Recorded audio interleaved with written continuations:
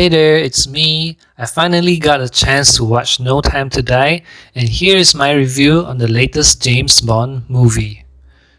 No Time to Die is the fifth and final Daniel Craig James Bond movie. The James Bond series that spanned from 2006 with Casino Royale up till today, 15 years later of Daniel Craig as James Bond. Now that's really long. This is also the only James Bond series that is actually a connected saga, which as in the past, the James Bond movies was more of a one and done story and it resets again with a brand new villain and a story. The Daniel Craig James Bond saga for me mostly is a blur because I haven't been watching any of his previous movies, so I don't really recall what was going on most of the time. So I'm not entirely familiar with the story. I can't tell you who is who or who's done what. It's all a blur to me. The series does suffer from huge time gap between releases. I mean, Spectre came out on 2015 and I only saw that movie once, so forgive my lack of knowledge. Anyway, No Time to Die is extremely long. It's almost 3 hours long. I guess it's justifiable when you need to close the story of the existing characters. All this while introducing newer characters and a new villain and an entire motivation and how it connects with the previous movies. So that's a lot on its plate.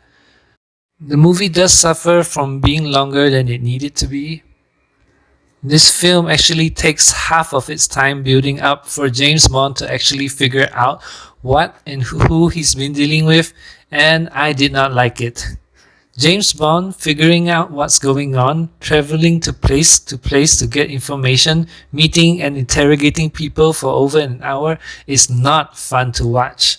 I honestly felt that the movie could have been less complicated than it should have been. Besides the duration of the movie, it is still an entertaining movie to watch. I do find the new characters interesting. Ana de Armas's character is first introduced in this movie, and while her role in this movie is brief, I find her character fun and works really well with James Bond.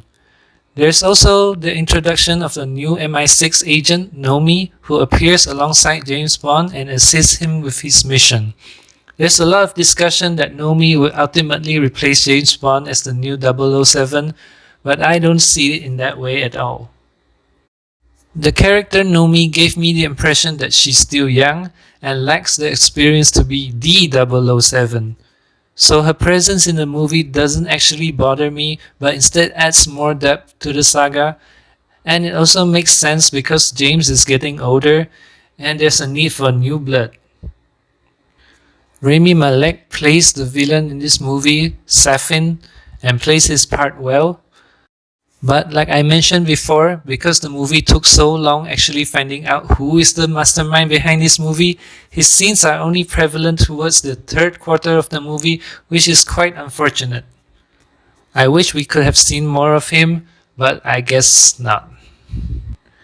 Action scenes are well captured too, maybe not as outrageous compared to the previous films, but still entertaining enough. There's a car chase scene which I really like, which to me is the highlight of the movie. There is also another scene where James Bond is just taking down man after man by himself, which reminded me how dangerous Bond actually is. No Time to Die is also unusually funny. There are some scenes or dialogue that is supposed to lighten up the mood, but it's very brief and short. I'm not sure how I feel about that because Bond has always been suffering throughout the series. It's rare to actually see him actually coming up with jokes. It's a nice touch though.